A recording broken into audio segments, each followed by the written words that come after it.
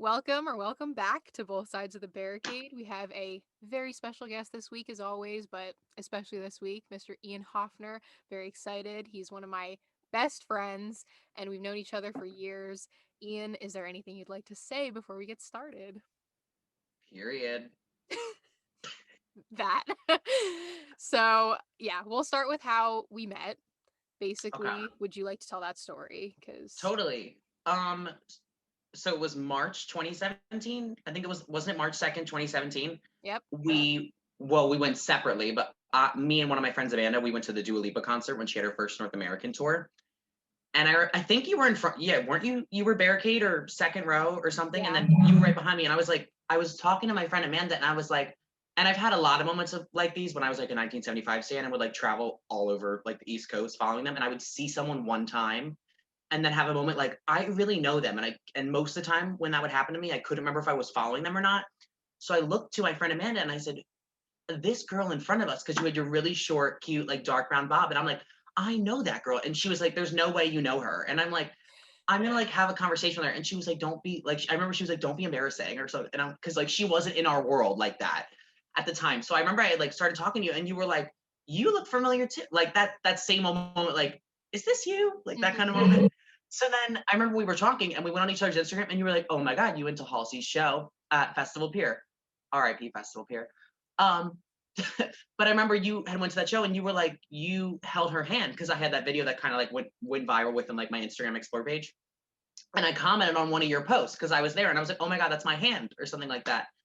And then I remember we had like hit it off, like followed each other on Instagram, and then we had kind of like kept up a little bit after that. And then I remember one day in the summer we were like, we should really plan something. And I remember we just like we literally walked miles around, like miles and blocks around Philadelphia and like Rittenhouse Square, and got Hip City Veg. I remember I got you Hip City Veg for the first time, and you were like, "Okay, there's some points here."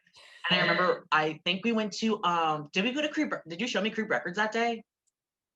I don't know about Creep Creep. Street, because I think we did, because I got that unreleased Lana vinyl. Yeah, that was Repo. Repo, not Creep. Okay. Yeah, we went to Repo, and I was like, "Oh my god, this girl's like really like the instant connection we just had was like mind blowing." Because I would like tell people about you of like when we were texting, and they were like, "You've never hung out with her," and I was like, "I know," but to me at that point in time, I was a very well known like 1975 stan. So I was just kind of like, well, this is just my life. And I was like 18. I was just like, you meet someone on Twitter or like at a concert, and to me, they were always just like my friends, like from the get go. And I remember after that day we hung out, I was just like, where have you been? Like in my life. And like so many things that like we believed in, and like people that we like really liked. I remember the time we were like severely obsessed with 1975 and Lana together. Oh, and also to pause, you hit me up when I was at the Camden show for the 1975, and I think I like ignored your DM completely because at the time I had people like messaging me all the time because I knew Adam Powell, who was the videographer for 1975, and people would always hit me up because he would always come up to me at shows. I'm like, want to go out to lunch. He's given me like merch before and like done a lot of things. So I thought you were another one like trying to like persuade their way into my circle. And I was like, this circle's tight, like nobody coming in here kind of thing. So then I remember you hit me up and I ignored it. Then I saw you at MSG and you were like, girl, girl, you didn't answer my thing. And I was like, oopsies. And my friend was like, was that the girl? Was that one of the girls who said DM you that was like, that you didn't really know? And I said, yeah, I didn't know if she was crazy or not. Like, cause I only met you the one time. Yeah. And then MSG was phenomenal. That's one of my favorite shows that cannot be recreated personally for me. And the energy like in that room, Same. as you can say for yourself too. Hmm. After that, like there was just like multiple little like micro instances where we were together, and then all of a sudden it just like took off, and it just became like a package deal kind of thing. I would like go to your college dorm when you were a freshman. We would go to a bunch of shows together, and then it kind of just like slowly aligned that I made you blonde for the first time. Like things just like slowly aligned that it just like fell into its lap before I like even knew it was a thing. And then I would look around and people would just, no matter where we were, what we did, or artists that we met, or just friends that we met along the way, we were just always associated together. Yeah. And it was just always like, and if one of us weren't there, they were like, well, where's the other? Like Yeah. every time. So yeah, that's like our little short story of how we met. Yeah. No, I wrote the same thing. I was like, Dua, 1975 Madison Square Garden, inseparable. Like it's like three stages. And then you were like, why didn't you answer my DM, girl? And I was like, I didn't know what kind of girl you were yet. Sorry. Yeah, we had only met like the one time because at the Halsey show where like we just managed to like connect on social media and like in passing because we didn't follow each other. It was just like a comment and a reply. Yeah, Like, and it's funny because that one comment was made that past August, and it's like yeah, to think that that came to months. fruition again.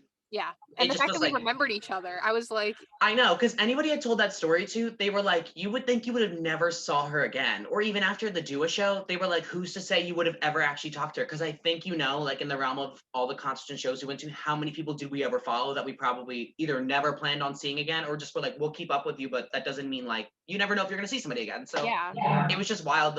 We kept like running into each other through like the same group of like artists that we liked. Yeah.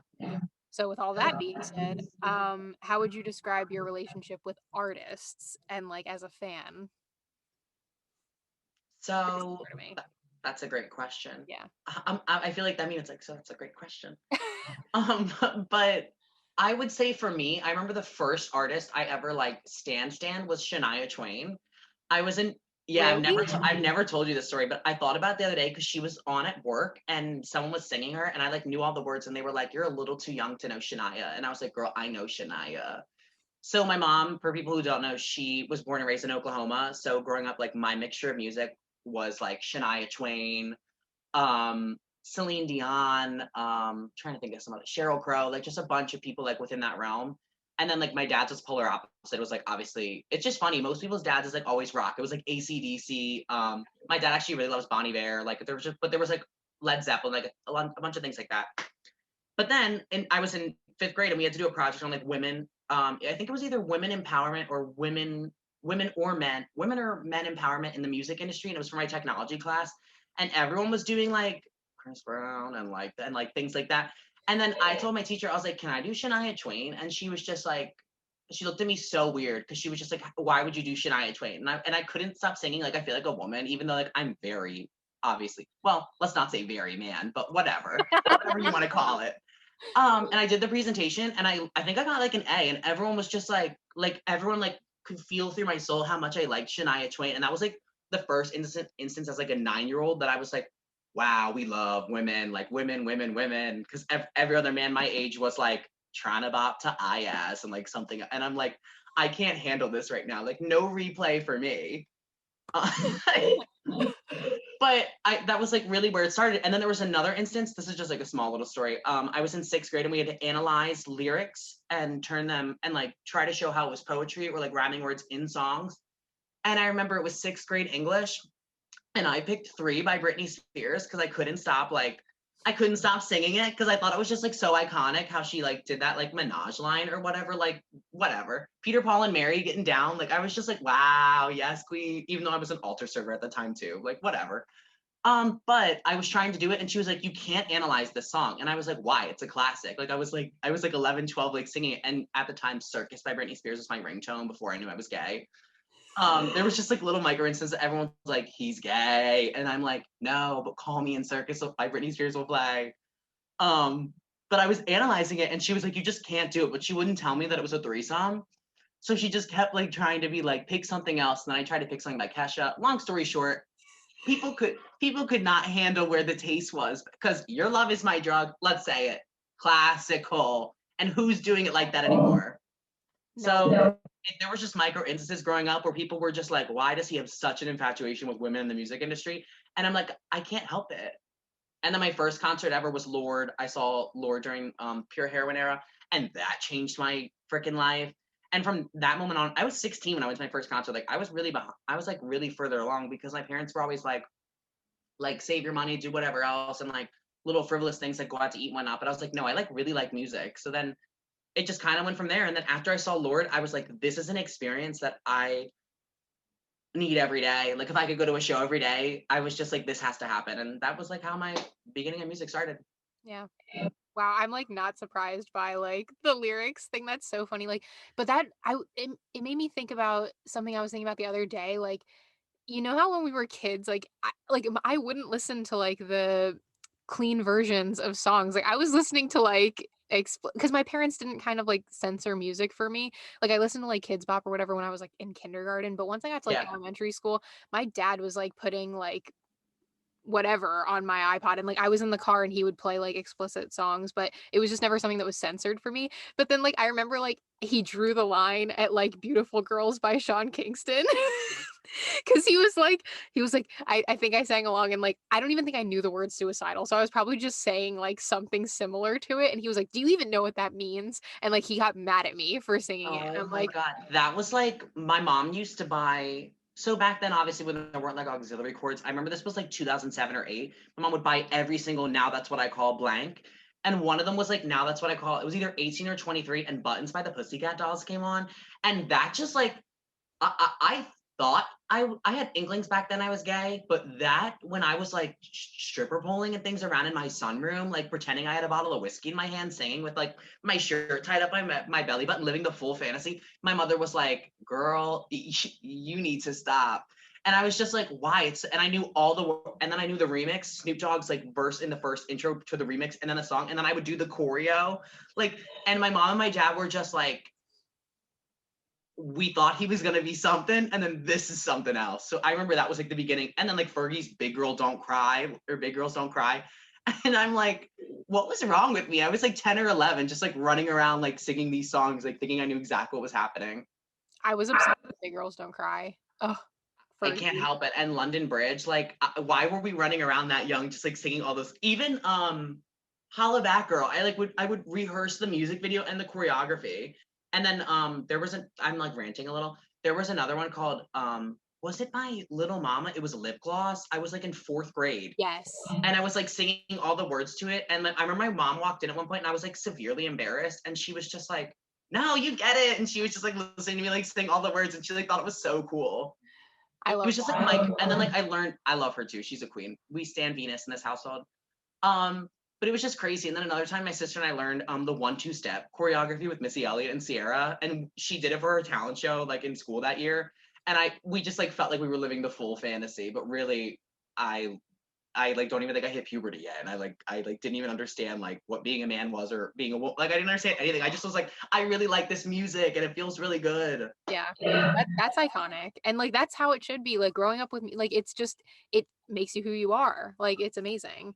And I love that. I feel like I didn't even know that about you. Like There's just I'm like remembering little things now because when I was growing up, like I was as Jordan knows, but obviously nobody else knows. Like I grew up in like the most supportive household. And like the first time I even went to therapy, my dad was like, "Is it because he can't tell us he's gay?" And they're like, "No, he has mental illness, depression, anxiety, and OCD." And he was like, "Oh, I just thought he was gonna say he's fag, but really, but really, obviously wasn't that." Um, but growing up, like there just weren't boundaries for those things. Like my dad would be running around playing like Young the Giant, and I'd be running around playing Missy Elliott, and he was just like he like never questioned that it was wrong or like weird, and yeah. they just like accepted everything. And then I became a Glee girl. And that was a whole other thing because he was like, "Stop singing Don't Rain on My Parade. And if I see you buy it on iTunes one more time, it's over, girl."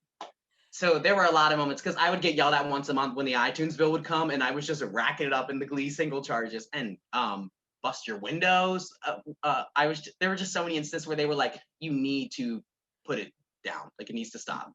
Glee was so iconic. I'm pretty sure I don't think we talk about it enough no. because I consistently see it being shamed, and I just rewatched it this past summer with my boyfriend who also watched it back then, and we were just like, they are just, and Ryan Murphy doesn't because he's literally given up on his career at this point. They just do not do it like this anymore. And even the songs that were covered like 10 years ago, like Valerie, Bust Your Windows, Don't Rain on My Parade, like, and even the classic ones like Loser Like Me and whatnot, like there were just so many good. And growing up, I saw Kurt and like a bunch of and Blaine and like relationships, and I was just like, wow, there's like it really felt like though I couldn't sing or like be in that realm of writing music or doing anything like that, it finally felt like, oh, this was like a little micro niche for me, and it just like felt like I was like a part of something. But No. everybody else was like, why are you watching that show? But I was just like, you just can't appreciate it to the level I can. No, I literally had like a Glee sticker on my notebooks. Like I would I even watch it with watched. my Do family. you remember? Do you remember the Making a Glee Star that was like on Oxygen or whatever? Or did you ever watch that? Yeah. Because I remember that's how like new people like Finn and a bunch of other, or not Finn. There was a I don't remember. There was a bunch of other people that got put on later on, and I would watch them on that show, and I was like, this show is god awful, but I was such a gleek that I wanted to know who would be on the show before the season aired, and I'm like, why am I watching this? Oh my god. What is super funny though is like all the Mr. Shoe things coming out now, like all the memes about Mr. Schuster. I'm like, you know what? Yeah, but like it's just so funny. But I can relate. I was a Gleek. Anyone who wasn't, like, you missed out, I guess. Like I got They chills. Like I rewatched the seasons and like I would get chills like every performance. I was like, why yeah, was it this yeah. good? I was remember when Mercedes like openly left the Cheerios because they were trying to get her to lose 10 pounds. Then she sang her cover of Beautiful by Christina Aguilera. Chills, love, chills. Speeches. I said that to my wait, Jordan. I said to my boyfriend the other day. I said like speeches or something, and he was like, "You have to have a speech or something." Or he was like, "What are you saying?" And I'm like, "Oh, he like." It was a moment that I was like, my boyfriend does not know any kind of stand language because I don't say as much anymore because of quarantine, like the way life went. But like literally or anything like that, he's like, "What are you saying?" And I'm like, "Wow, he just doesn't know me like Jordan does." What can I say?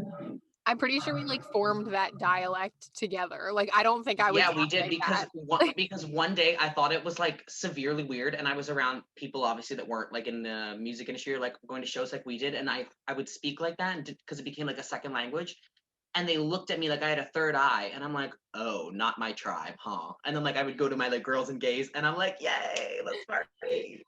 It's so funny. Like I seriously, it's one of those things where like I don't think you'd be able to explain it to someone like who wasn't like in that. You wouldn't, and anytime you start to, they're just like, I listen to top 40, which that's not a problem either. I'm not shaming. I know there's a couple girls who are gonna watch that are radio girls, which choose your vices, like people who have Androids and not iPhones, like my father. Pick a vice, but whatever. I Top got 40 girls are you. fine because now all the music I listen to is on the top 40, which is fine. But if you didn't like scroll into people who are newer or like find a different realm, like you wouldn't get like stand Twitter language because it really didn't even start happening for me until I like first found Olivia back in like 2016 and the things she was like tweeting and writing, I was like, what is this? And then I joined like the 1975 fan base and I was just like, this is a whole other world. And I was even so late to it. I was like a senior in high school when I first started like learning what standing was because I couldn't stop thinking about Halsey or 1975 or the neighborhood. And I was just like, wow. And then there was a whole little group of people on this random app called Twitter. And then I like just took off. And now like the people that I used to look up to and thought that they were like so unattainable are either friends of mine or just people like maybe not friends, but people who know of me now, which is just so insane for me to think about. Because before I like used to feel so little or like the world was so much bigger than it is, but it's like no, everyone's a regular human. And like I think that's why people kind of would fall in love with us or like, Yeah. yeah, you guys are so normal. And it's like, I would hope so. No, but it's true. Like I hear that a lot. Like the artists that I have on, people will be like, "How do you know them?" Like, or how like are you like friends with them?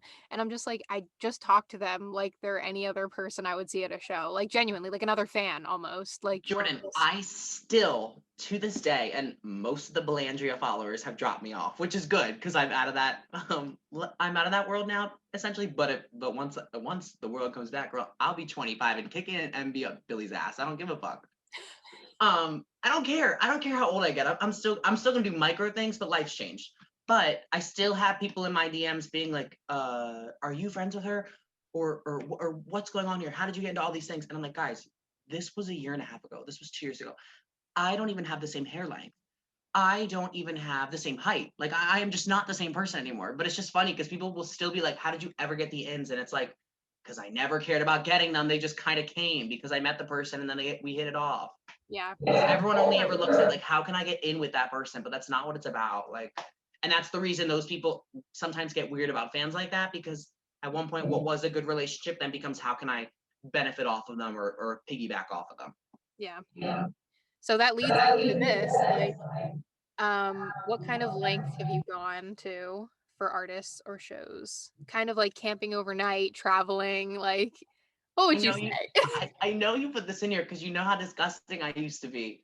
I think the most I ever did, and I told my mother this a little bit ago because she was like trying. She like found stuff when I was moving.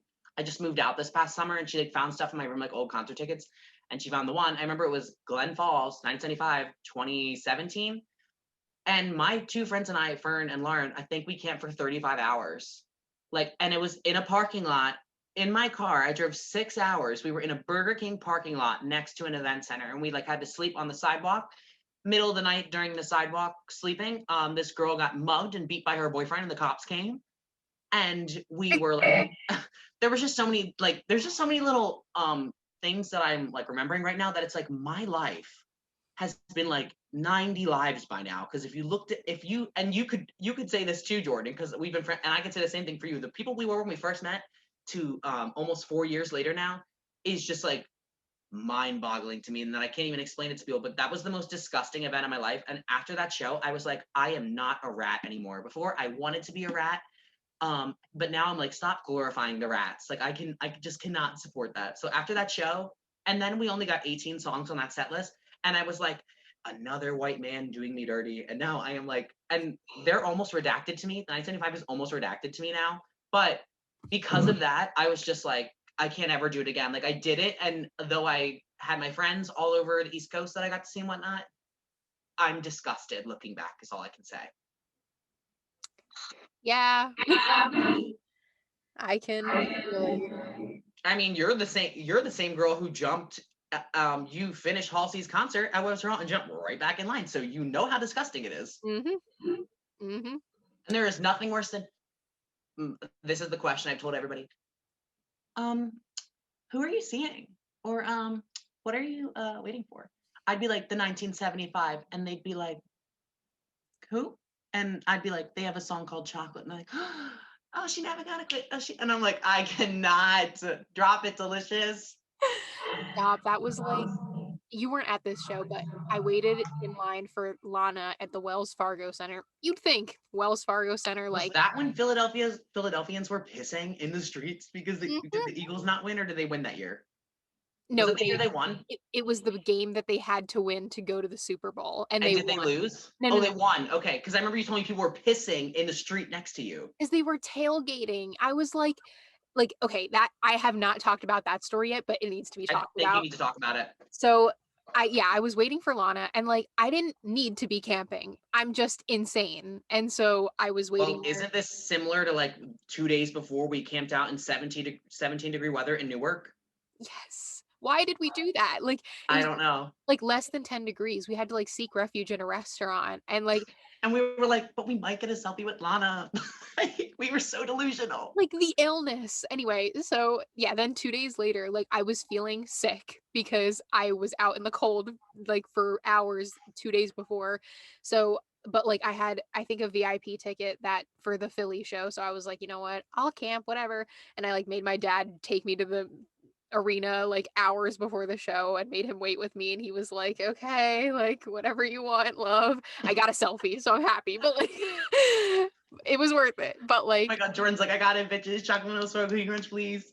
but like waiting there, like it of course like for people who aren't familiar with Philly, like with the Wells Fargo Center is like our stadium, like our Madison Square Garden, like our arena for concerts and things. I think hockey goes on there. I don't know. Yes, yes. It's mainly meant for hockey. Yeah, and then like across the parking lot is like where the Eagles play. And so it's like the same parking lot for like both. And so I was waiting outside the Wells Fargo Center. And like please keep in mind like Lana fans are like girls and gays exclusively. Like girls and gays. And so we were standing there, sitting there in the cold, and we just see like a sea of like straight white Eagles fans. I can Like, smell it. I can smell it from here. yeah, like pour in because they're tailgating because there was an Eagles game that night too. Oh my god, like the trauma of like, and like don't get me wrong, like Philly, yay, go Eagles, whatever. I'm just not like a football fan. Like I don't watch it or whatever, I but think if you looked at both of us, you could tell that from a yeah, I distance. think so too. So like I'm sitting there, like it's already miserable. I remember like this guy was had his dog there, and the dog like pooped right in front of the line, and then people were stepping in it, and like it was just disgusting. Like it was so gross.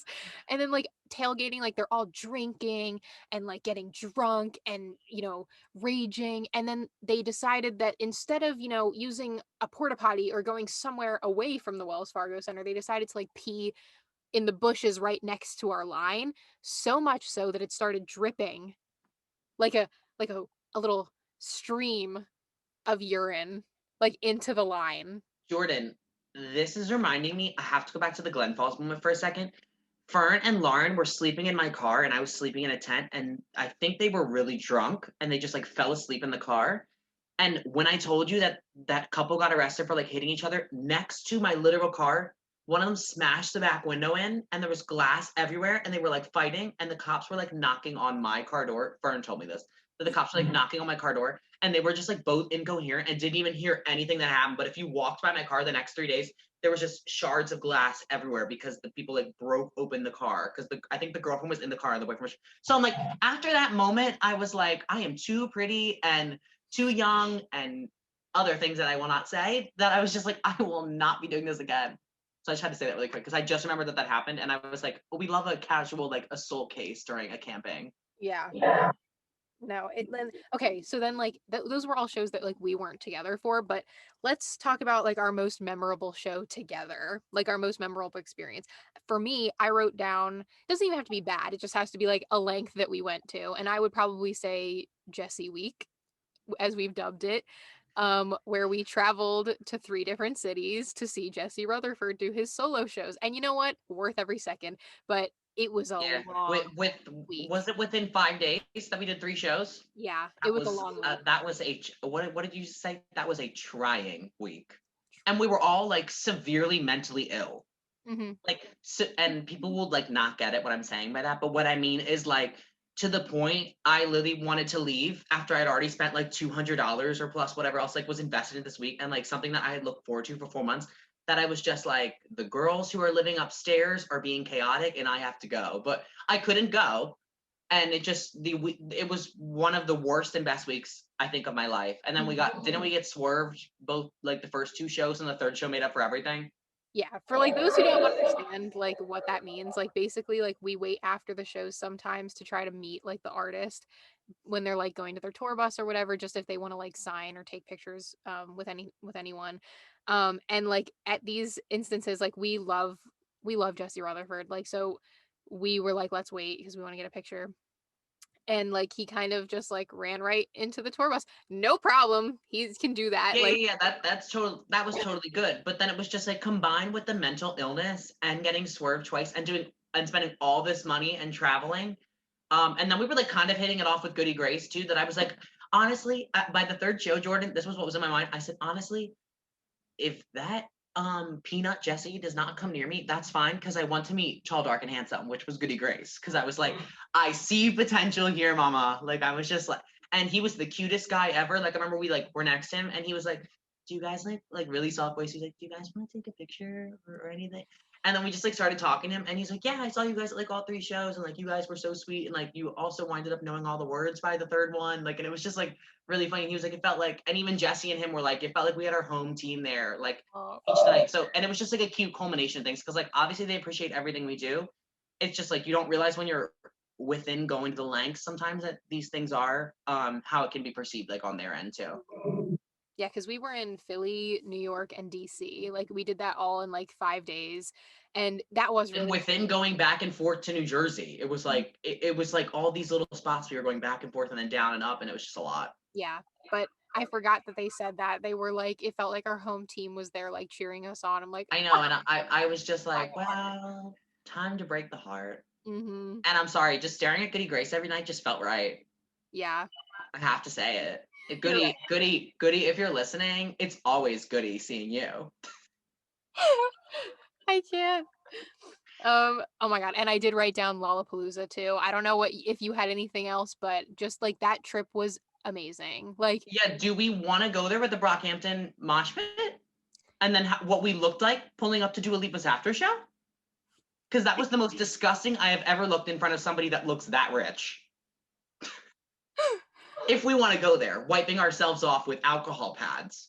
oh my God, stop. Like when I had to like go buy baby wipes, like and they were like the single baby wipes. Okay, we'll Let's tell the quickly story. we'll quickly go through that. Because I can't. You're gonna tell that part, and then I'll start telling the mess that was the after show. So you tell the Brockhampton mosh pit part. yeah. So generally like backstory, like Ian and I went to Lollapalooza in 2018 and it was amazing. I love Chicago so much. It was like the most stress-free traveling and concert like festival Yeah, experience. we can both agree. It was the best time I've ever not known anything to do in a city, and there was no expectations or anything, and it was the most fun I've ever had, probably. Yeah, I miss Chicago so much.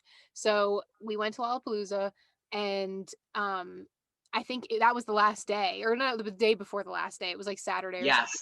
Sunday. So Saturday, I think it was. We went to, the festival, and I forget who had played earlier that day. I think it might have been like, I think Tyler the Creator maybe played that day, or someone like that. But anyway, we went to see a bunch of shows, and then Brockhampton was playing, and we went to go see Brockhampton, and we were like, let's get there early, like before like the person, Greta Van Fleet, before Greta Van Fleet ends, and like so we had to, you know, observe Greta Van Fleet's set. I just have to say, any Greta stands out there, what's good? But yeah, so like we had to wait for Greta Van Fleet to end, and then we were like, oh, and then when those fans leave, we'll just like try to get as close up as we can. So we ended up getting like probably like 5 rows back from like the stage, maybe 6, and we were waiting there, and it was pretty packed in, but like people were, vibing. Yeah, I need everyone to pause for a second. Let's take a second to imagine what this crowd looked like and smelled like. So I just need a little visual, and I want you to breathe in. Okay, you can imagine the kind of men we were around. Okay, yes, because keep it was going, all Jordan. men. Let's make that Yes, very clear. all white men. Let's make that clear. But like, okay, and the stage that we were at was like a dust pit, like it was just dust on the ground. So Yeah, it was dust and wood chips. yeah, like orange dust.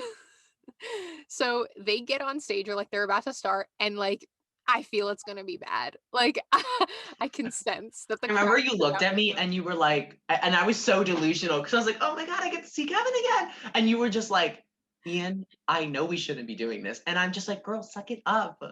it felt like right before like a tsunami. Like You knew. I just have to say, you knew. I did. And like our friends, like Allie got on like Nick's like shoulders, like, and I'm like, they almost toppled over because of like how much force was going. Like essentially, we got trampled in the pit. Like someone got punched. I think one of us got punched, maybe elbowed. Like it was painful. Like it felt like I was just getting like jostled around like crazy. I was Finally, like kind of enjoying it because I kind of like feeling chaotic and reckless. And I think a guy choked me at one point, so I was like feeling something internally. But then after Kevin waved to me, I got what I needed because he knew I was there. But then we get out of the pit because we were like, this is disgusting, and we couldn't even breathe. Like you could not even breathe with how much like it was just musky and like humid, and the air it was toxic. So we were like, we're gonna leave. We got out, guys, and our entire bodies were just all covered and smeared in dirt and wood chips, and our shoes were destroyed, everything the was destroyed, sweat, mind you. We had to go to an after show, and we were like, we cannot pull up looking like this. and we didn't have time to like go back to our hotel because we were like downtown or whatever. And it And was in the opposite direction of within where we were going to the hotel to the venue. yeah, so we So like Jordan was like, I'm gonna go. Jordan was like, I'm gonna go see if they have baby wipes. And I'm like, okay, girl. And then they were like single-use baby wipes. And we're sitting there like, even though the baby wipe guys was already completely tarnished, we were like, we have to share. And we just like kept sharing them. ew. It was just one of the most disgusting moments of my life. And then we pulled up to the after show, like still half dirty, like nothing ever happened, and just sweated all over again. Like, but that Dua Lipa after show was one of the best of that entire weekend, and we got everything we needed till 1 a.m. That was just what a night. Let's talk about how we met at a Dua show with like maybe 300 people in it. And now she's like, what, a 6-time Grammy nominated artist? Go off. Well, this year. I think she got 6 This year, nominations yeah. this year. Yeah. Go Because how many off. did she win? She only won 2 last year, right? Or did she win 3? I think 2 years ago. She won Two, one two for years ago, because she Electricity. won Electric, and then she won Best New Artist. Hmm. Okay. Yeah, it's crazy from that. And then we went to the signing for Dua Lipa, which was just it was so extra to begin with, but it was just everything. I'm sorry, I have to say it. And she like, oh, she's just such an angel. And it's just sad that her trajectory had to jump so fast, because I feel Yeah. like she could have had that moment of having really core fans, and now there's no way of getting to her anymore. And even the people, you could agree, like Cy Zach and a bunch of other people, I feel like they had their moments with her, and like Kaylee and like Matt, I feel like they had their moments of knowing her, and then there was just a moment where like she became way too big for anybody. I Anybody's own know.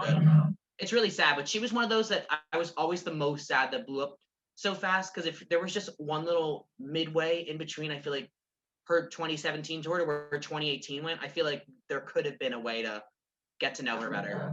And she was super sweet. Like meeting her at the signing, I was like, Oh, she's always sweet. She's like, love, XX. Like, I can't do her accent, but it's so funny. I can't. Okay, so now we have some questions from our like followers or people that just know us, that asked about certain like events or artists that we've seen. I'm So sorry. I'm sorry ahead of time for these questions, guys. the first question is worst concert memory or experience we have together. And like, I mean, I think we covered that like a little bit. I can't think of like a really like bad concert that we've seen together, except maybe like certain festival sets we were forced to sit through for like I other mean, artists. there's one person I can distinctly remember, but I'm also like, I'm not really trying to slander people. Yeah. But back in the day, when I saw Row Ransom the first night I met you, what was happening that night, love? He reminded me of Lil Uzi Vert, but like seeing Lil Uzi Vert, I'm like, okay, Lil Uzi Vert was not good live. No, I'm traumatized by him. I saw him at Made in America, and I'm getting off topic. I saw him at Made in America in 2016, and it was like his first like real big Philadelphia show. He had a 30-minute set, came out 15 minutes late, did 3 songs, crowd surfed, and then just left. And I was like, "You're from Philadelphia, though." That was the moment that I was like, "I can't listen to any." It was like 5 years ago, and that was when I was like, "I can't listen to any of his music ever again," because and it was telling, and he says disgusting things about trans people and a bunch of other issues he's had. So like, it was telling back then to know not to stand. Hmm. But no, I don't really have a distinct moment that I'm like, I really didn't like somebody. And most of the time, I felt like even if we really, if they had an off day or something, we still like made it work because if we were together, like it was fun anyway. Yeah, we did dance. Um, okay, next question. Someone we saw in concert with no expectations that ended up being phenomenal. So I did think of a couple. So I'm gonna let you go first. I wrote down Sabrina Carpenter because we didn't know she was going to be like that good. Like her vocals at live were like I amazing. have to say, I am so happy I dragged you out of the hut for that moment Mhm. because you were not ready for that serve. You were not ready, and I don't think she was either. Because after Singular Act One, what happened, girl? But that tour, I just and it got even better. I got to see her twice. I wish you could have been there the second time in New York, but it's been a moment since I saw a Disney girly like that really have a vocal range Mm-hmm. and be that phenomenal live. And I remember just looking. I think I took a video. I like took a video panning over to your face, and you were just jaw dropped because you were like, I did not know what I was getting myself into. And after that, you were like, I stand, follow on Spotify, save songs, like you were streaming. I was like so proud Well, and I knew she was like good because because I had didn't you mainly go because Maggie was opening, Maggie I, wa- Lindemann. I wanted to see Maggie, and the tickets were cheap on the Guys, I StubHub. don't, guys, it was really atrocious on the other end of how cheap we got to see Sabreeze's Carbon Christ. Yeah, but it was worth it, Yeah, it obviously. was. Yeah, it was. That was a Um, good one. I forgot about that. That was a yeah. great one. Wow. And then the other one I wrote down was 100 Gex. Like I really loved 100 Gex. I was excited to see them, but I was like I didn't know how well their music would translate live, so I had like no expectations about it. I just wanted to like dance to like Ringtone and Money I know Machine. it makes me so emo that was our last show we were at together, and I had no idea that the world was gonna go in the direction it did at all. Because I think the next one we were planning on was Billy, and literally the day before, the whole world got shut down. Yeah, we were supposed to see Billy the day after my birthday. I Oh, mean, yeah, and then I'm not even going to talk about the fact that I drove 3 hours to go see Olivia O'Brien, and a half an hour outside of DC, they were like, "She's not playing tonight." I was like, ma'am, don't go. Don't Awful. Yeah, go. you told me not to go, and you were like, "Are you sure it's going to be on?" And then Olivia texted me, and she was like, "Girl, it's a no," and I was like, "Can you please wait outside the tour bus?" But mine, back to the question, mine had to be Licky Lee. I have to give it to the girl, and we don't talk about her enough, but uh, she was the moment, and I think she still is the moment. Even Braun was phenomenal. But that concert was just transcending to me. And I And drove I back. got a ticket. I got a ticket for free, and I was just like, because you were going, and I was like, okay, I guess you like convinced me to go. I think it was like 2 falls ago, like in October. Mm-hmm. And I just, and no, we saw her at Lollapalooza, but it was really far away. But I was like, this is a moment. And then you took really good photos of her. And then we went to her solo tour, and hearing So Sad, So Sexy live just like really did something to me. She's an underrated. And girl, and the people don't talk about it. Jaguars in the Air live. She knew. It's like she knew us, Jordan, when we were singing all the lyrics. Because she kept coming over to our area and singing to us, and she like felt so good. And I'm like, wow, we are hyping her up. Mm-hmm. It was just such a moment to me. That was my favorite album of 2018. Stand by it. I stand. I So Sad, So Sexy. If you have not heard that album, go stream the Pisces Queen herself. I would agree. I would agree that that was the best album, but hard to imagine the neighborhood ever changing That was too. hard. I was like, that has to be my first. I'm sorry, That too. I'm biased, but we'll keep going. Well, speaking of the neighborhood, the next question is, how does Jesse Rutherford know who you guys are? Which I thought was hilarious because I'm like, does he really know who we are? Or like, are we just like obsessed with him and he's forced to like see us? I'm always confused because I have seen him 7 or 8 times now, and all of them, every time any of like Zico, Mikey, any of them, anytime they see me, they are looking at me. So I'm like, do you know who we are or no? And then even Jesse, like every time I feel like we've seen him, I am like, am I playing catch up or does he know who I am? But then he always does anyway. So I'm like I don't even know how we would begin that. When was the first time we saw him? Did we go to that Camden show? That was a joke. It was like $10. Mm-hmm. That was the best Father's Day I've ever had. I just have to say, I love you, Dad, but seeing Jesse Rutherford on Father's Day with my daddy issues tee on, I just have to say that was such a good show. And the entire time we were like, literally, it was me, you, and Fern. It was like the three of us. He kept coming just to us because we knew all the songs on that set list, and he was like living his best life, and that's when it started. He looked so good that day. He looked so good that day, but then he wore that ratty "I Love New York" shirt for a week. I'm like, did you wash it or were there extras? I was really scared. And then the next time we saw him together was when we did Brooklyn Steel and Terminal 5, and Brooklyn Steel. Yes. No, I meant like that was the experience for me. Meaning like, yes, Brooklyn Steel, because she is something else to me that I don't care for.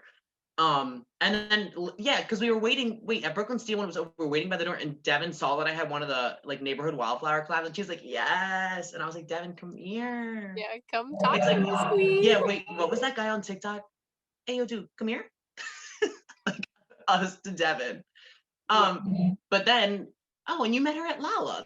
I'm forgetting so many iconic moments. Yes, I met the Queen Devin Lee Carlson at Lollapalooza on her birthday, best day of my life. Hey girl, if you're listening to this, I love you. Also, she's just not listening. She's busy with Bella. She's busy with Bella Hadid. Yeah. But I was gonna say, the one night when we were doing those 2 shows in New York for the neighborhood, he like crowd surfed the one night and like waved and like came over to us and like waved. Yeah, I still have that video. And mind you guys, we were all the way in the back of Terminal 5. Like we didn't try to be close up at this show. No, and at one point, Jordan and I were just kind of like, we were like, and we have seen him enough times by then that we're like, he's not going to come all the way back here. And then he did, and like looked straight at us and was like, hi. Like, and he like knew and then we waited out after, and he knew exactly who we were. Yeah. But like, have we ever told him our names? I just don't. Like, can we share that moment of how dumb we are also? Yeah, I don't think we've ever like said our names. I don't think so either. Because every single time I have ever seen him or talked to him, he's like never asked, because he's like, I know who you are. But it's like, you don't. Although like he does like posts of ours every now and then. Like that's true. Him, obviously. That's true.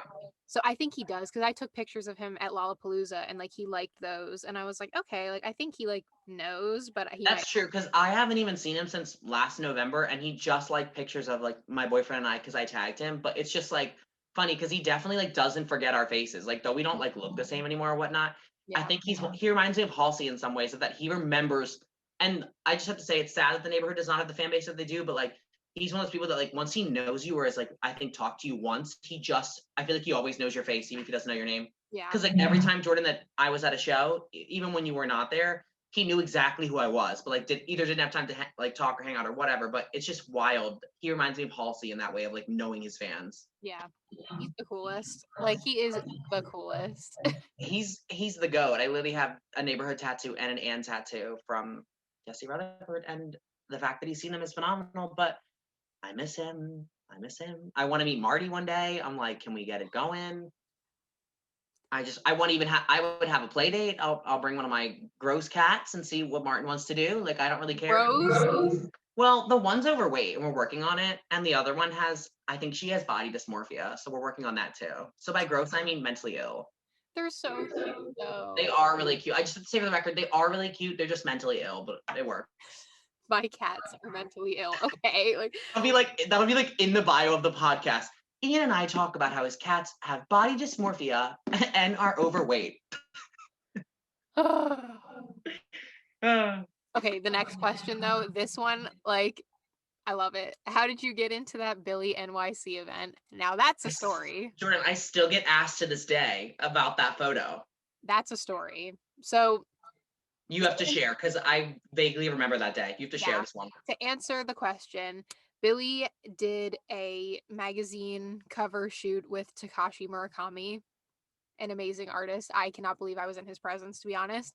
And they had a signing at like a gallery in New York, and so we went to the signing. We like bought the magazine and like we're ready. Oh well, girl, we knew how to play the system. We bought 2 magazines. Yes, we did. I still have 2 of them, but like I still have both. Even though people would like sell them for like $200, I'm like, oh, I could. I know, it's crazy. But I can't even say anything because I sold one for like $300. I didn't need 2 of them. I know, I just did it because I just did it because I wanted extra time with her. Yeah, and it worked. You're correct. Keep going. It was smart. So yeah, we bought 2 magazines, and then like we had to go back later that day to like get in line for the signing, and saw Billy. It was not our first time meeting her, so it was just like, hey girl, like my friend Gina was with us. It was her first time meeting Billy. So and just as a pause, this was 3 weeks before the debut, like, or it was like a month, or like I think it was a month or 5 weeks before the debut album came out. So it was like people were really on watching everything she was doing, just so people can like set the tone for that. Yeah, it was the beginning of February of 2019. So we went to the signing, and then like when you were leaving, like Maggie, Billy's mom, was there, and I was like looking to see if Phineas was there just to like say hi, catch up, whatever. And Maggie was like telling us about how like there was some event later that night at the gallery. No, wait, because Colby Makeup came up to us. Love Colby. Love Colby. But Colby was like, Ian Jordan, are you coming tonight? And we were like, what are you talking about? Like, we were like, we're going home. And he was like, you're not coming? Like, I just figured you'd be invited. And I'm like, and we were like, what are you talking about? And he was like, oh, the event tonight. Like, Takashi Murakami's going to be here. Like, they're doing a little performance. Like, and we were just like, no, girl, we're not invited. But we're like, I don't think you're invited to that. I was like, no, like, don't know anything about that. But then Maggie, I was just talking to her because we were talking about like, you know, music industry, that kind of thing. We just kind of catch up. And she was like, why don't you guys write your names down? And I was like, okay. And like, she was like, just write all 3 of your names down. I'm like, okay. And she was like, come back here at like, I don't know, like 7 or something. And I'm like, okay. And so we were like, we got nothing better to do. Like, so we left, we ate, and like obviously came back. And people were still waiting outside because Billy hadn't left the building yet. The signing was like at 4. The signing was at 4, and then like they were still waiting there outside, waiting for her to come out to like meet people. And also everyone, for setting the tone, no one knew that she wasn't leaving at one point. Like, people didn't know there was another event until they started setting up for a separate event. Yeah, like I had no idea an event was, and we didn't either. Yeah, until Maggie like informed us that she was like, you can just come, like. And we were like, okay. Because you were like, you said you wanted to see Phineas, and then she was like, oh, okay, he'll be here later. And then she just really put all of our names down. Yeah, I was like, where's Phineas? He's like, oh, he won't be here till later tonight. I'm like, oh, okay. And she's like, why don't you come back? I'm like, okay, queen. Like, so we came back, and like the crowd there, like then people started showing up for like this event, and it was all like New York, like socialite looking people and like models, like wearing like designer. And I'm like, what's going on here? And we're wearing thrifted Dickies and like numbers.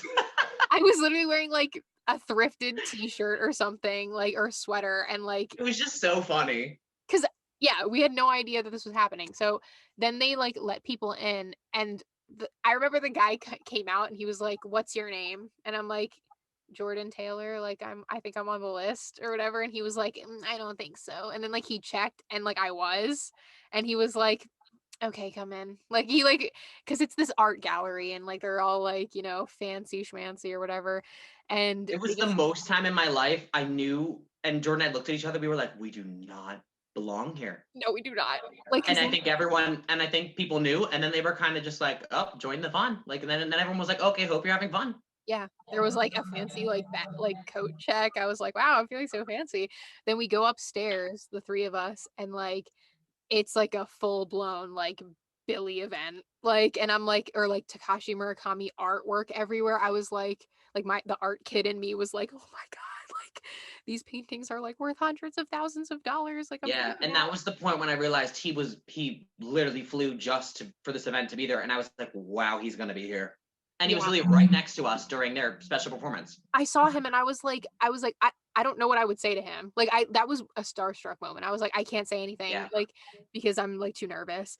But I I also saw Ellie Goulding in the corner of my eye at one point, or someone that I thought looked like her, and then you told me the next day that she was there. she was there and so was like Gigi Hadid, I'm pretty sure. Like random people. I'm like, what like where are we? And like there was like an open bar and like a stage and like Billy came out and did like a couple of songs like acoustically. That's the whole point of this. Like it was just like an acoustic event to like celebrate the magazine, but all the people that were there were like business, like socialite people. Like I saw other artists there that I like followed on Instagram, like, and it was just like weird to see like them. DJ was playing great music, so I was happy. Like it was Oh just my god, that weird. that DJ was a queen. Yeah. And I usually don't like DJ sets, but she was just flawless to look at, and what she was playing was good. Yeah. I remember she played like Grimes and Amine. Love her. But so yeah, then the like event ended and I still hadn't like we still hadn't like seen like Phineas or whatever, so we like said hi and that's why we got like those pictures or whatever. And like we just said hello and moved along because like I saw Takashi Murakami again and I was like, I need to move, like I'm scared. Like like I was I so was like, I'm intimidated. gonna hide in this one corner by the exit because I was like, I just don't belong here. Yeah, I was so intimidated. And then we got So to meet his cousin, and then we kind of just like went from yes. there, just like Oh my talking. God, Victoria, love She her. was a queen. Yeah, I saw her again at like one of the New York shows. Like she was super nice. But yeah, that's basically the story of the Billy event. People ask about that a lot just because it looked like such an exclusive event and it was. I don't know how we ended up there, but like it was definitely a like simulation glitch moment for Definitely. And us. it's always that one moment that I'm like, there really is power in manifestation. Cause we jokingly were just like, we'll find a way to go. Like not being crazy. Because after they asked us if we were coming, I was just kind of like, oh, so it's already like set in stone that we'd be going there. And then she was just like, write your names down. And it was like one of those, like, you think about it, you process it, and then all of a sudden you get what you want. It was just like the weirdest Yeah, transition. it was weird. That's happened a couple times with like Billy, just because like it's just not something that we think about. Like we're not going out like seeking going to Yeah, these no, events. and we started so early that now we are just like friends with the fam, or like kind of friends with the family, or knowing them like that. That it turned into. I can't explain it any better to people when they still ask me.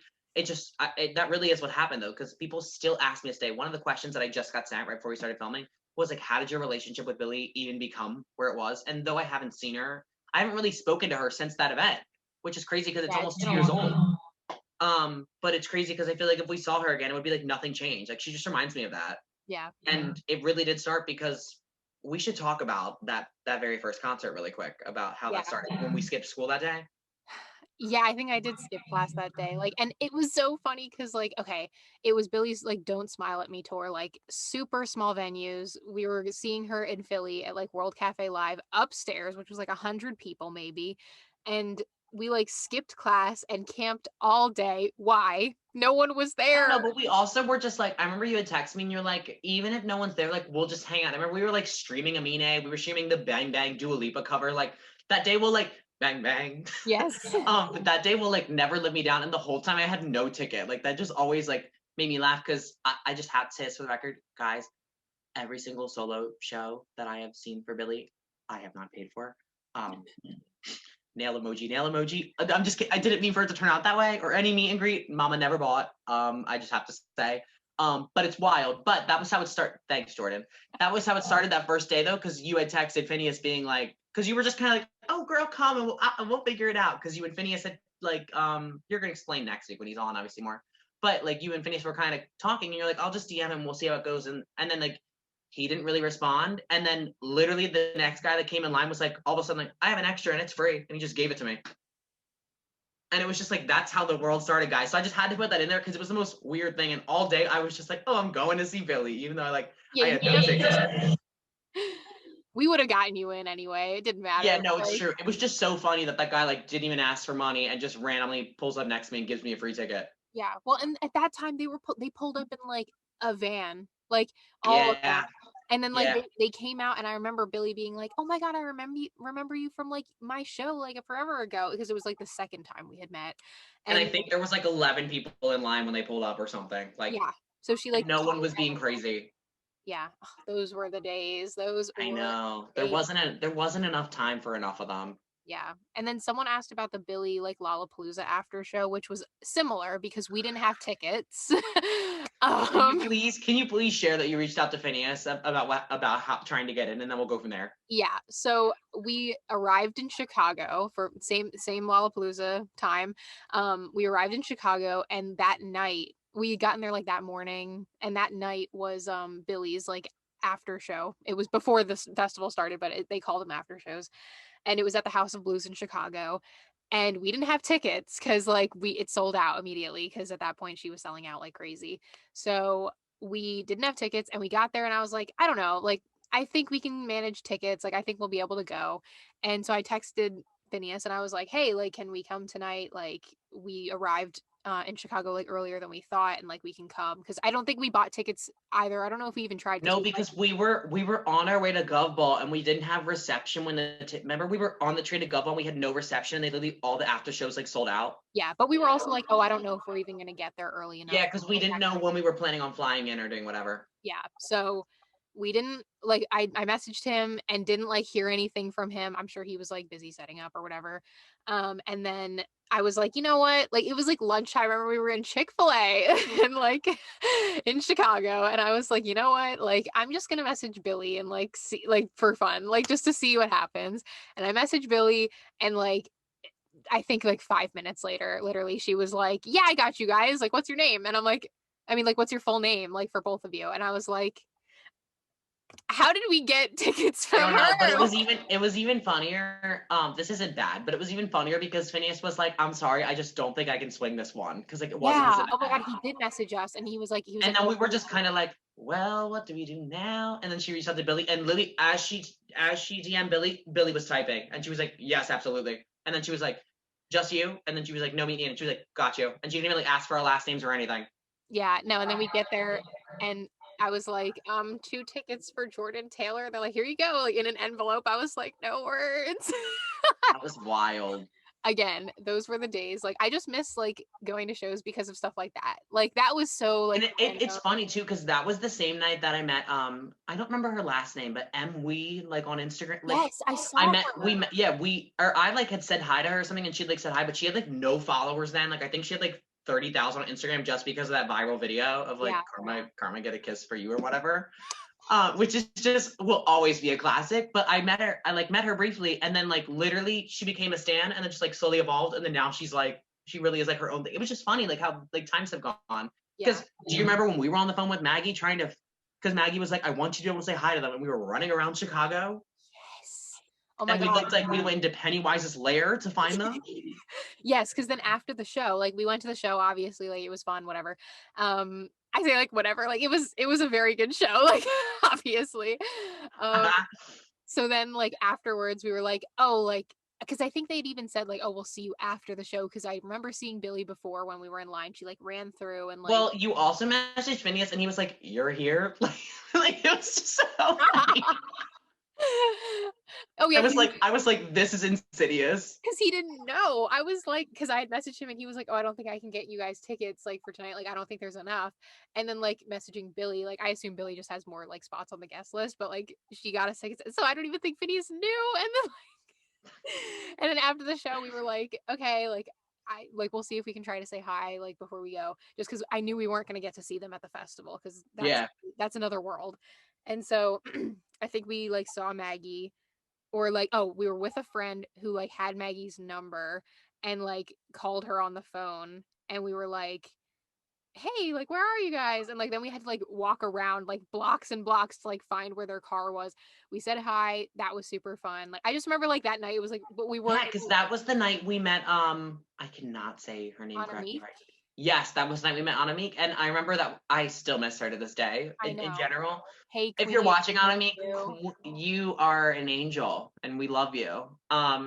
She still like is so supportive to this day of like everything I'm doing, and I haven't seen. And it's funny because she lives halfway across the world, and I met her once. So it's like people who live a Yes, half an hour that's away. who What's we were going with. on? That's who we were with. But that's how she had Maggie's number. And then Maggie was just like, okay, I think I have a spot we can meet. And she's like, we're like on the phone, like, and Maggie has no understanding of how Chicago works. So we're like running around this entire building for 20 minutes. And then we go through this insidious, it looks like a sinister wall, down to this Pennywise lair underground. And then all of a sudden, Billy's just like, hey. And Phineas is just like, not you two, like looking at us like, why are you here? We gave him a birthday card. I Yeah, we remember did give him a birthday card, and he sent you like the cutest message back about how it, like, made his day. Aw. But I it was love just like that. funny, and there's just been like so many random moments like that because we love them and don't care about photos and things like that. That it was just I haven't even told a lot of people that story before either. Yeah, we didn't get Um, pictures that night. Like, no, because we just mainly wanted to talk to dang. Phineas because we wanted to talk about his birthday and things like that. And then Billy just like looked at us and she was like, "Do you guys ever stop?" And we were just like, "No, we love you." And she was like, "Okay, good, I love you too." And it was just like one of those like funny moments. Yeah, and Maggie's a queen for like helping us do that because like we never would have found them or like been able to. No, and we didn't even like seek that out to her. She just saw that we were standing there and she was like, let's make their days a little. Yeah. It was just funny. And then this just goes back into the next one. I know we're like kind of finishing wrapping up.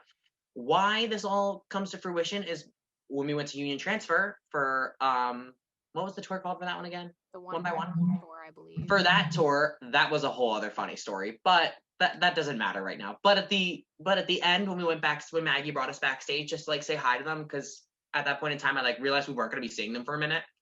And Phineas basically was just like, "We love you guys." And they were what was that video that Phineas and everyone was like, "We watched that video every day of me." What was that Oh video? my God, the one of you dancing. Like I had posted on my story like months prior, like literal months. And it was you dancing to like Give Yourself a Try by like the 1975 and just like being funny and weird because we were like in my house. And I posted on my story and I don't even think he like said anything about it, but he was like, No, yeah, he didn't. he was like, yeah, I screen recorded that and I watch it like every day. I'm like Yeah, and Claudia's like, "Oh, I know. Is it that video that I'm thinking of Ian?" And Phineas is like, "Yeah." And I'm like, "So are there more?" I'm like, "What's going on here?" And then Billy's like, "Oh, he puts that on all the time." And then Maggie's just like, "I can't help but laugh every time it was just funny." And even Patrick was just like shaking it. Billy's dad was just like shaking his head like, "I've seen that one." Patrick was nowhere to be found. He never wants anything to do with it. It was just, oh, he never wants anything to do with this. But I saw him in the corner just like shaking his head, meaning like, yeah, that video is on way too much.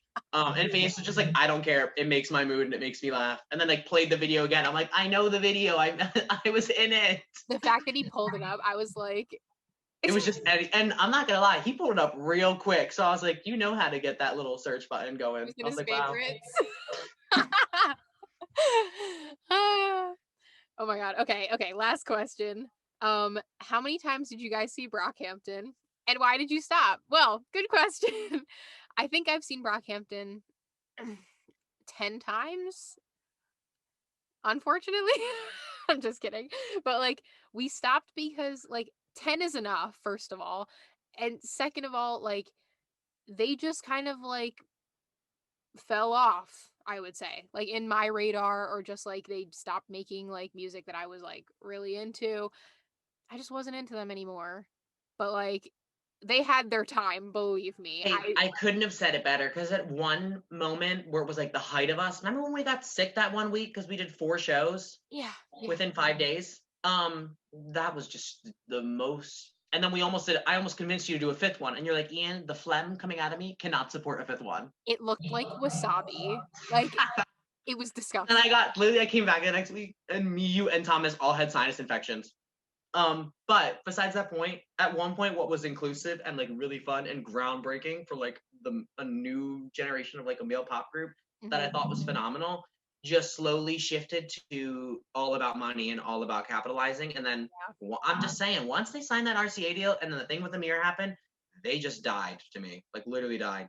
And though when they drop something new, I listen and whatnot, it's just sad that it can't be at the same capacity it was at before. And their fans are disgusting. Yeah. But So the I don't fans know, are but I met a lot of great people through them, and I can't say more than that. And also, when I was like, a lot of people were also messaging me to talk about Kevin Abstract, but that wasn't like a mutual thing. So I was like, I'm not gonna write that down. But through the relationship I have with him, I mean, I still love him, and I haven't talked to him in forever. But I know if I did, like, he would be nice and cordial. But it's just not to the same degree because they wanted fame so bad, and they got what they wanted, which is the power manifestation. But then it just happened. I just feel like it happened way too fast, and yeah. that's what happens. And then they just I don't know, it just got really weird to me, like in all honesty. But I still listen to their music every now and then when it comes on. It will never be like at the same degree it was before, in the way that you and I, every time we were together, we were playing boys, we were playing queer, like Oh yeah.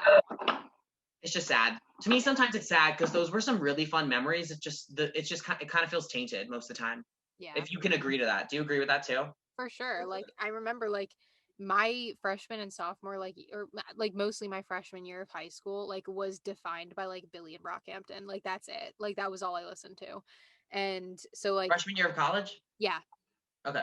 yeah, it was like 2017 like into 2018, which was Oh yeah, because every prime. time we were together, I remember it was either Billy, the neighborhood, or Brockhampton were playing, or we were listening to Charlie because you showed me Charlie. Yes. So like that was like their prime because like that first tour that they did, it was all like, like girls and gays and like people of color, and it was just such like an inclusive and like exciting group of like fans and just like excited about something like There was fresh just and something different. for everyone. Yeah.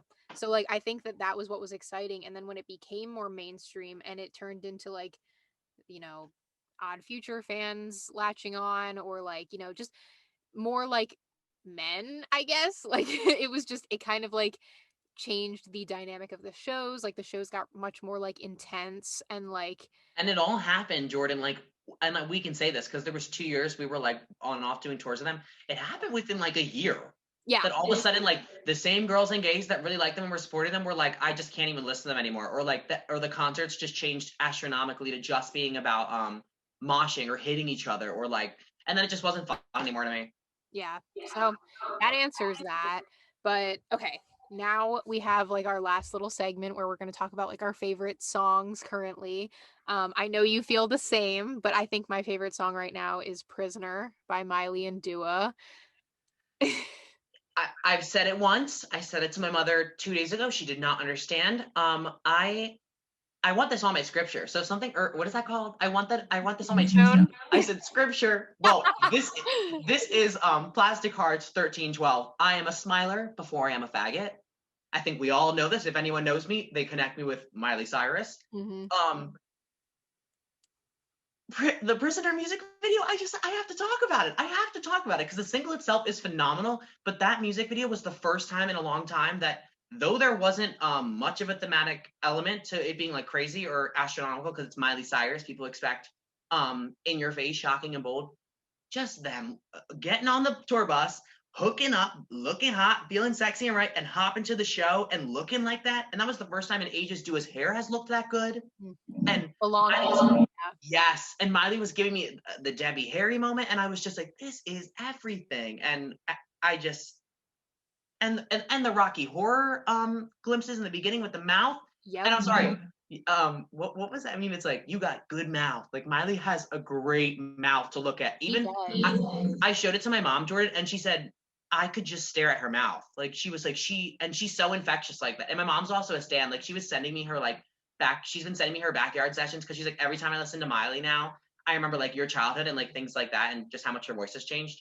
But she's been sending me like her old covers because she's been doing those covers like Pearl Jam, The Cure, things like that, the Cardigans, and there's just not one thing she's doing wrong right now. So everybody, Jordan's gonna say it, but stream Plastic Hearts this Friday. Yeah. Miley really, people laugh when I say this, but I'm like, Miley needs your streams, like please, because RCA is not doing what they should be doing. Oh my god, I do have another favorite song right now though. It's called Okay, keep going, because I have one more too, and then I'm gonna do album, and then Yeah. we'll be done. Okay. So I have Perfectly Untrue by Lucia, I would say, and the Best Boys. That song is amazing. I put it on my story, but it's just a good like alt pop song. I'll send it to you too, Ian, but like great song. It's called Perfectly Untrue. Go listen. Anyway, what's Yeah, your favorite song right now? I'm gonna have to save that one. Um, Crap, this is a good one, but a lot of other people haven't been talking about her album, and hers is one of my favorites this year too. Sasha Sloan, Only Child. We have such good memories with her. Every time I listen to her, I think of you. Like it's just like one of the like she's just always gonna be correlated with me to you. But Someone You Hate is just when it comes on and that hook comes in and that chorus comes in, it just like reminds me of like a 90s 2000 movie like that I would watch. Is like it reminds me of something you would put in 10 Things About You. Like it just like feels Yeah. nostalgic, and most of that album is phenomenal, but Someone You Hate is like a sad song that just feels really good. Like, you shouldn't be like twerking and whatnot, but like the production is just so phenomenal. So like thanks. So like thanks King Dan, but it's just so good, and a lot of people sleep on Sasha Sloan, so I had Yeah, to mention that one. that album was amazing. I thought it was literally phenomenal, and then Jordan, I like showed it to a couple other people, and they were like, "It's middle of the road," and I was just like, It's not middle of the road. You're middle of the road." That's like when someone tells me men in the past have been like, "You're just too much," and I'm like, "Baby, you're just not enough. Let's go there." But we'll go to albums. I'm sorry, I always get carried away. You know how I feel about women. I just can't Yeah. stop talking about them. I think I think my favorite albums right now, I wrote them down. Okay, so I didn't it's not that I didn't like After Hours when it first came out, but I wasn't like obsessed. I think because I was expecting it to all sound like Blinding Lights. I was just expecting like pop. And like because of Starboy and everything, I was just like, oh, I'm expecting like bangers, but it was a lot slower than I thought it was gonna be. So I was kind of like, okay, like that was cute, like, and then kind of forgot about it for a minute. But I listened to it again recently, and I'm like, I am so sorry for anything bad I ever said about that album. It's amazing, I and it got snubbed. It's Yeah, no, it did get snubbed. That was during my COD phase of quarantine where I could not stop playing COD all day. And me and my sister would just loop After Hours on repeat because we were like, we cannot stop listening to Snow Child, like Scared to Love, Heartless, like even originally In Your Eyes, I thought that was just such a phenomenal song. And when the deluxe version came out, Nothing Compares to You is one of my favorite songs of the weekend of all time. And like nobody even really knows that one. yeah, I know it. I scream. And But that then was a phenomenal, and then you have another one. yeah, just one more. So like my other favorite right now is called The Weatherman. It's by Gregory Alan Isakov. I know I talk about like folk men for no reason. Like people are like, "Why are you listening to folk music?" But that album calms me down all the time, and it's so beautiful. Like, he kind of like reminds me of like a male version of like Phoebe Bridgers. He has that kind of like energy to his music, but obviously it's very different. But it's like super Americana folk. He's Yeah, just you'll have very, to send me that one because I would yeah. totally stream. Yeah. And so my favorite artist right now, probably Gregory Alan Isakov. I just love him. And I also watched Coin's live stream concert. It was amazing. I Okay, so you're gonna yell at me. I still haven't listened to their EP, but I'm going to because remember you put it on your story and you said it was really good. But it's I just keep amazing. running out of. I've been listening to so many of your podcast episodes. I've been running out of time to stream while driving. But my two albums, personally, I have to plug because the world doesn't do enough, and neither does Columbia Records. Chip Chrome and the Monotones, phenomenal. Mhm. Boo Hoo, Hell or High Water, Tobacco Sunburst. Even Pretty Boy, like my God, that song is so beautiful. Even my boyfriend, every time this album has a sentimental place because I showed Anthony, my boyfriend, it, and now like when certain songs come on, he just like sends me links of like Pretty Boy or Devil's Advocate, and like he's been associated now with like Loving the Neighborhood, and it's like crazy to me. But that album is just I thought it was phenomenal in all aspects, and I really wasn't expecting much, and I thought it was phenomenal. And then another one for me, I'm not saying Positions, even though I almost stream it every single day because we don't need to get into that because we both know we love Ari. Yeah. But another one that I've been loving lately is Love Goes by Sam Smith. I was actually gonna send you some of the songs because it's just so beautiful. But I see certain aspects of it. People are like, it was a hit or miss because some of the songs are from a collection of 2 years, so it wasn't really put together correctly. But Kids Again and Love Goes featuring Labyrinth are like such phenomenal songs. I'm gonna send you them after if you haven't heard them. But Yeah. Kids Again like makes me want to cry. Like it's such a beautiful like song, and it reminds me of my childhood. Yeah, I kept seeing people post about like their albums, but I didn't get a chance to listen to it. So send me like your favorite songs I and I'll definitely listen to will. them. But they're amazing, and I just I can't get enough. Yeah. So those are your new music plugs. Everyone listening, go listen to all of that. And Ian, if you'd like to plug your social media now, go ahead. Oh, I mean, she's like dead in the water, but my at on Instagram is just Ian Cinema, cinema like a movie, Cinema. And then I don't go on Twitter anymore because I'm trying to cleanse. So yeah, that's it, girls. That's all that we have over here. And Beauty by Ian. Oh, true. And if you want to follow, I'm a hairstylist, so if you want to follow my hair journey at all, it's Beauty by Ian. And then I guess I'll give my Snapchat too. I don't know why, but my Snapchat's just Ian Hoffner, and then Hoffner is spelled Hoffner. And It should that's be in the little title of this episode. perfect. That's little me. Yes. And with that being said, you can follow Both Sides of the Barricade on Instagram at Both Sides of the Barricade. You can follow us on Twitter at BSOTB Pod, the acronym and then pod. You can follow me at JTaylorLDR on Instagram and Twitter. This episode is available on Spotify and iTunes. You can watch it on YouTube. Follow, subscribe, like, download, rate, comment, all of that. I love reading comments. I love replying, love reading ratings. It's always very sweet. And with all that being said, thank you so much for listening. Thank you, Ian, for being on. And we will see you next week with the last guest. Who's excited? Wait, Jordan, I'm gonna edit on this. Dun dun dun. Okay, that was Dun, dun. really melodramatic. I'm sorry. But yes, last guest next week. I hope you all enjoyed this episode. I hope you tune in next week. Thank you so much for listening, and goodbye. Bye, guys.